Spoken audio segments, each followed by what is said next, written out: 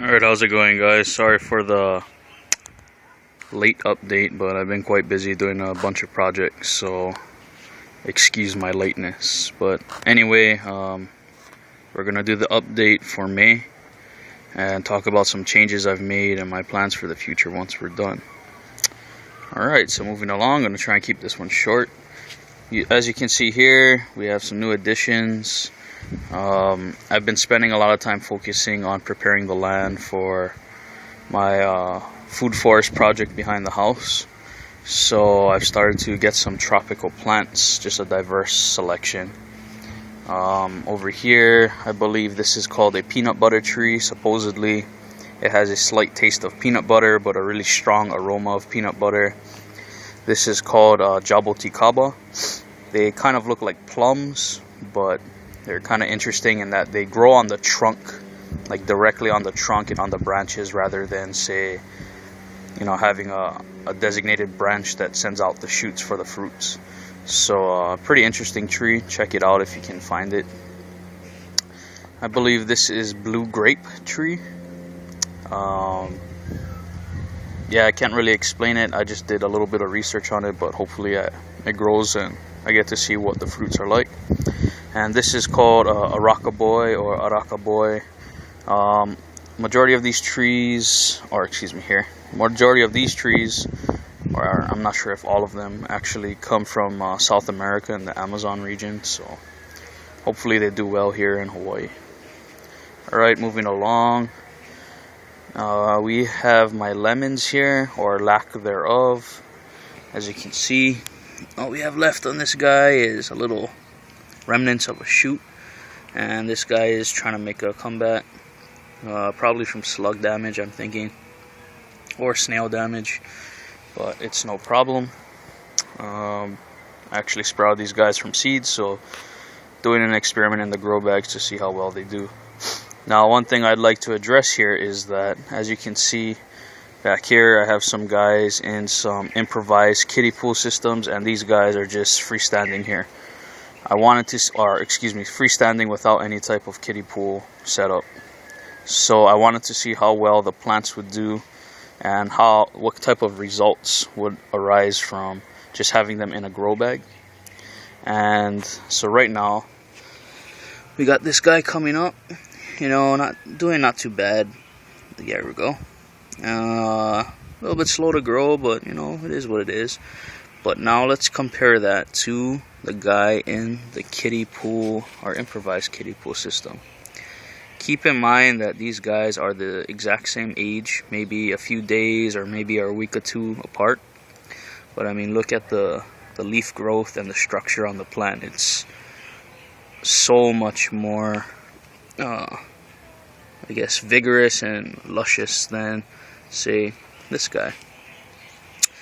So really impressed with the results I'm having with the improvised kiddie pools that I have. So I'm thinking that maybe, actually I'm pretty sure I will, this area here coming around here is going to be a designated kiddie pool setup, or improvised or modified kiddie pool setup, because I mean, this is the most luscious lemon tree I've ever grown. So, and I attribute that to the improvised kiddie pool system. So definitely we'll be having that set up like that. Alright, moving on.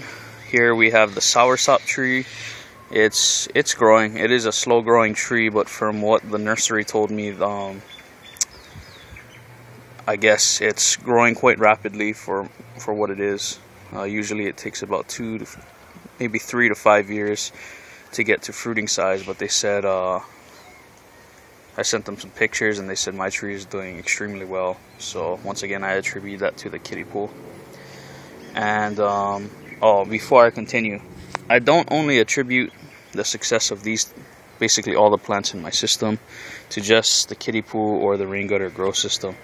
One change I've made is that I went against one of my core principles and started to incorporate some chemical fertilizers What I noticed, and I'll talk about that when I get to the breadfruit tree, but there were just some problems that were coming up, and what I discovered was after about 3 months of no fertilization, I guess the nutrients get depleted in the soil and the plants begin to fail.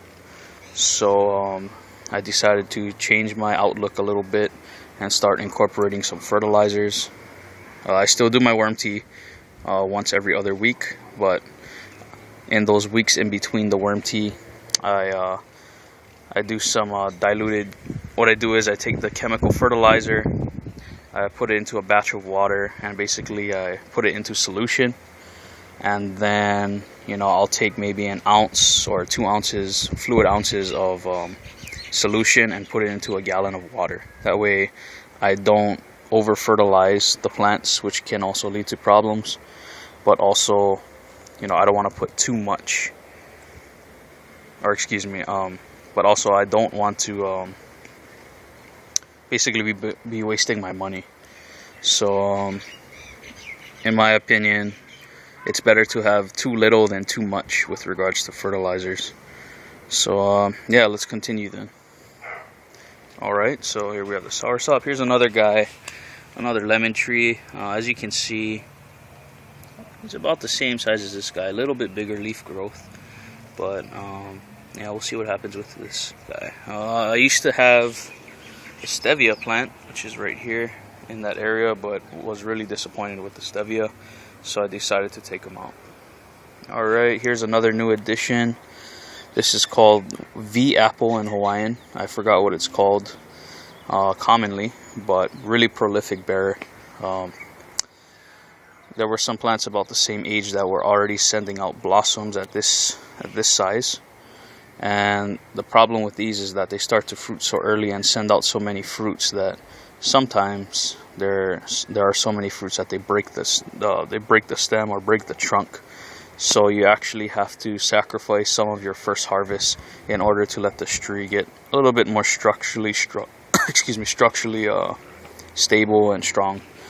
So really excited to see how this guy does, and I know that they give out thousands and thousands of fruits once they get to a good size, so hopefully we'll see. Alright, here we are with the superstar of my system, Mr. Breadfruit Tree. As you can see, he's getting up there pretty big. Check out the first video and you can see how much he's grown. We're almost at my goal of being at, with the, I call this the blossom, but the tip of the tree, or whatever you want to call it, being level with the fence, at which point I'll transplant this guy into the food forest area. But as you can see, amazing results. People are just blown away. Let's go over here, maybe you can see it, but you see that guy over there, that little depressed tree? So that tree's been like that for, I want to say, about a year. Maybe a little bit of growth, but nothing compared to this. And I attribute that to the grow bag and the modified kiddie pool system. So back to the fertilization issue. As you can see, we have some leaf discoloration from this leaf compared to this leaf, and right about that 2-3 month mark, we started to see that the leaves started to get a little bit sick. They started to get a little bit small. Well, not small, but if you look at this leaf compared to this initial leaf here from my last video, maybe about one size smaller. And when I started to incorporate the fertilizer into the plant, as you can see, we went from this lighter shade of green to a little bit darker. So hopefully that helps fix the problem. And yeah, so we're almost ready to plant this guy in the ground. Really excited about that. Moving on, here we have the Malabar Spinach. Not too impressed with what's going on in the rain gutter grow system for these guys. I'm thinking it's because they like a harder type of soil. The soil is really soft, really moist. So I have a seed escaped in my Comfrey patch, and it's growing on its own. It's actually doing a lot better than these plants. So I might be pulling these guys out and putting it into a raised bed, which I'll talk about at the end of the video. Alright, here we have my katuk plant. I almost threw this guy away. because it wasn't doing well, and it looks like we have a broken plant over there. But yeah, so it wasn't doing well until I started incorporating the fertilizer. Then it started to come out. So yeah, happy I saved it. Really nutritious plant to have in your garden, really easy to grow, basically from cuttings. So yeah, check it out if you don't already know about the katuk plant. Here we have my comfrey that I'm growing for stock, seed stock, I guess you would call it, or root stock. Nothing much to talk about here. As you can see, we had some leaf, I don't want to call this leaf damage, but some kind of health issue or something going on. But like I said, once we started putting, so I'm going to say right off the back, almost everything in the system was started to dwindle until I started putting in that fertilizer. So same thing with the comfrey. So you can see the leaves down here started to get all funky. Put that fertilizer in there, they bounce back. So this guy is specifically reserved for growing my rootstock so I can transplant more into the ground and hopefully have a big comfrey patch. So we'll see what happens in a few months. Here we have cilantro that's starting to bolt. Because it is Hawaii, cilantro will bolt rather quickly, so I don't think I'll be growing this guy anymore. But if you can grow lots of cilantro, do it. It's a really good detoxifier in the body. So if you juice or you can eat cilantro, I suggest you get some in your garden. I don't think I'll be personally growing it just because it's a little bit too high maintenance, but yeah, we'll see what I think about it in the future. Alright, Okinawan spinach, green version. Really disappointed with what's going on here. I thought he would be growing quite substantially, as we'll see when we get to the Okinawan spinach bicolor. But just really no growth. Really disappointed. So I might end up pulling this guy out and focusing on the bicolor, but we'll give him a few weeks and see what happens. Moving on to the Jerusalem artichoke. We did have some leaves starting to fail, get yellow, and they started to look sickly. But I think that fertilizer helped them bounce back a lot.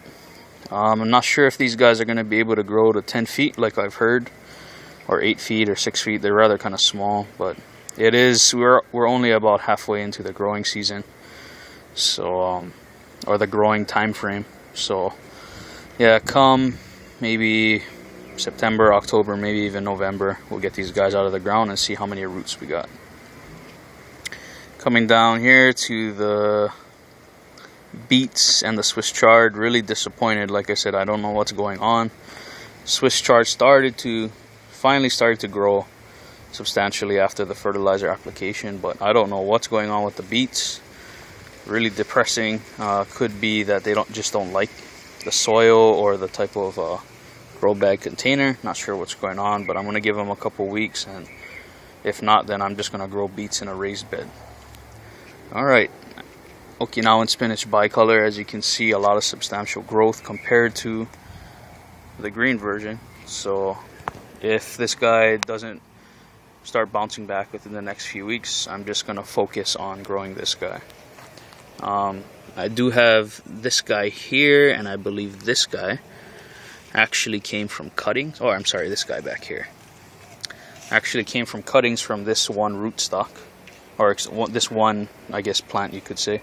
So they are easy to propagate. Just basically take a cutting, putting it in, and put it in the ground. So yeah, if you haven't done any research on Okinawan spinach, I suggest you start looking into it, especially if you have diabetes. It supposedly is extremely good for controlling or helping to control hyperglycemia. It helps level out your blood sugar. So look into it. Not sure about hypoglycemia, but check it out and see if it will fit into your garden. Alright, and here we have the turmeric. Not sure if I said this the last time, but I started growing the turmeric, one, because it's expensive, but two, because Rob Bob did a video and I was really impressed with it and I learned a lot, so thank you, Rob Bob. But not sure what happened with this plant, but only one of the rootstocks made it. But this guy is thriving over here, so I'm really happy with the leaf growth. Once again, once we started using fertilizer, really started to put out bigger leaf bigger leaves. Most of the leaves in this pot were about this size. Actually, if you can see that little leaf down there, almost all the plants were like this. Once we started putting fertilizer, they got a little bit bigger. So not sure when to harvest these. Hopefully Bob can let me know. But yeah, really impressed with this, and hopefully we get a lot of turmeric out of this, because it is quite expensive here. And basically that's the the update for this month. So future plans, as you know, or as I've stated, I will be making a kiddie pool system here. Unfortunately, I'm thinking that I might begin to phase out the rain gutter grow system, at least in this area, and swap it out with a traditional raised bed. Now, I'm not changing my opinion on the rain gutter grow system. I think it's a wonderful garden system. But in my personal experience with some of the people I built gardens for, I have my own proprietary blend of soil, and my designs are working so well that the individuals who are growing in my garden beds that I've designed are actually having superior results compared to what I'm having.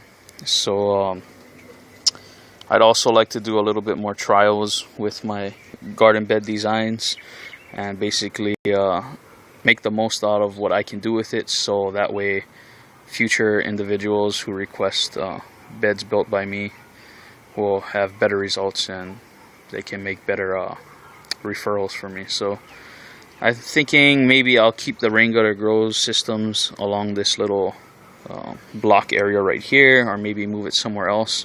But for the most part, I'll be moving these guys out and putting a traditional raised bed in here. So that's the update for this month. If you guys have any questions, feel free to send me a message or leave a comment below. And yeah, if you haven't already done so, please subscribe to the channel. Alright guys, this is Q from Hawaii, and I hope you guys have a wonderful day. Thanks.